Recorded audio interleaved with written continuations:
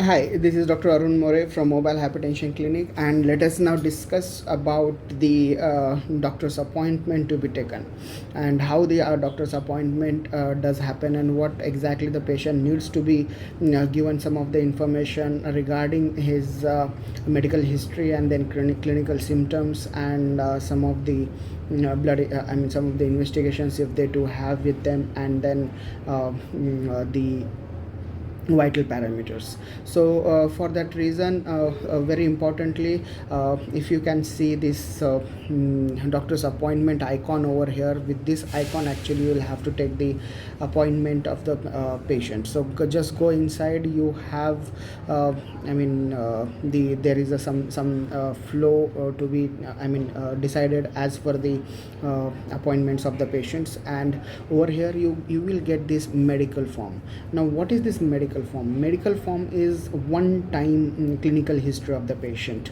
We generally do take the history of the patient, of generally the way we take the medical history in our OPDs or during case taking. So it is exactly in the same form we take the patient's medical history, and this form is very important because there is some algorithmic reflections in towards the doctor, which basically depends on the histories or the answers given to these questions over here. So and this particular medical form comes only one time. This is one time medical form, because and on the follow up of the patient, it doesn't ask this history again and again. So this is one time condition for the patients, where we need to be given we need to give provide the clinical history to the doctor. So let me show you. Do you have hypertension? Since how many years you have? That needs to be provided. Most of the time this all history taking will be done by the hypertension leader. We do have in our OPDs, and then you have this. So ask, generally we do ask the history, and let me mention over here, patient was on amlodipine 5 mg, and suppose he takes 2 times in a day. There can be uploading of the image as well, and then we are asking whether they are taking the medicines regularly or not. So something like this, we do take the history of the patients. We do take the history of the diabetes as well. Like this, we need to give the diabetes medicine. I'll just write down over here, and you can add multiple over here. So let me mention metformin 500 mg one time or 2 times, whatever it is, and some of the medical questions. So we do ask some of the questions to the patients, and that way we go ahead. Then we ask about the past history of the patients. If they have any of the past history, the way we take, we ask them about the heart attacks. Then again we have to ask about them the when it did happen, and then we ask about the medicine. So suppose the patient is on medications for heart attack, then we do write down over there, and that way actually a history is taken. The similar history we take for the stroke, then we take for the kidney failure, any angioplasty, any bypass surgery if they have done, or any if they do have any bleeding history. Why this bleeding history is important? Because many a times if the patient's cardiovascular risk is quite high, then we prescribe them antiplatelets, and for that reason this history of bleeding tendency is very much important. We do ask if they have undergone any surgery previously or anything else in that way. We next move to the family history. What is under family history, we do collect very specific family history, and if we ask them at what ages their family members has suffered any of the issues like heart attacks or stroke or any cardiovascular interventions. And we also do ask them history of the sudden death before the age of 55 years. So why do we take this family history? Because a significant family history is of very much importance when we calculate the risk of that particular patient to have any of the cardiovascular episodes in future.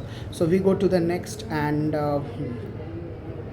we ask them about the habits, their personal habits, if they smoke, if they take alcohol, if they have extra salt in their food, if they do exercise or yoga regularly. So we do take a small habitual, I mean their personal history from them. Then we ask their height. Suppose height we wrote down over here, weight we do write down over here, and last known blood pressure over there. So that last known blood pressure, by default it comes to 130/80. We just need to I mean, if this is given from the screening form as well, if it is the last blood pressure. So just go for the next. This is just, I mean, some of the questions for access, if the patients do have for BP apparatus, sugar checking machine, that is glucometers, and if any other information they want to give to us. And if you submit it out, there is an this question is generated: where is the patient? At home, office, clinic, or outdoor? Now what is importance later on of this? If the home, office, or outdoor is selected, then the patient and doctor can get into the video call.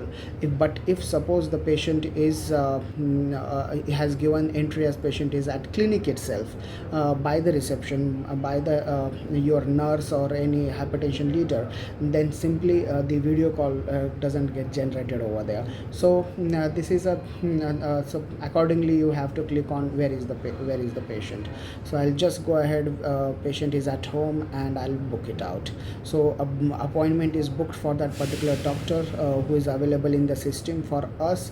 For the project, actually these all things are very much predefined. Then this particular if you can see, I just received a call, auto call by our system, where the doctor receives as soon as the appointment is booked for that doctor, there is an auto call generated reminding that doctor you have a appointment, so that we won't miss any of the appointments. Now what happens next is so this is clinical form. So we have started with the clinical form. Now what is clinical form? Clinical form is exactly that form where exactly those questions where we do ask to the patients when they come to us for follow-ups. So that way we do ask to the questions to them, and the blood pressures are entered into the system. Suppose I enter the blood pressures over here and pulse rate over here. The SpO2 level can be over there. Now if you can see the this marks over here, we do have an health monitor integrated along with our system. So this is a small device actually, with which an ECG can be taken, a single lead ECG, which can tell us about the rhythm of the patient. Then it can be connected to the blood pressure cuff, blood pressure apparatus, and the SpO2 can be taken over here, and the blood sugar also can be done over those. So this is health monitor integrated with our system, and if we have that available, then automatically these readings are being taken. So wait, once more I'll give over here and we'll move to next. If the patient has any of the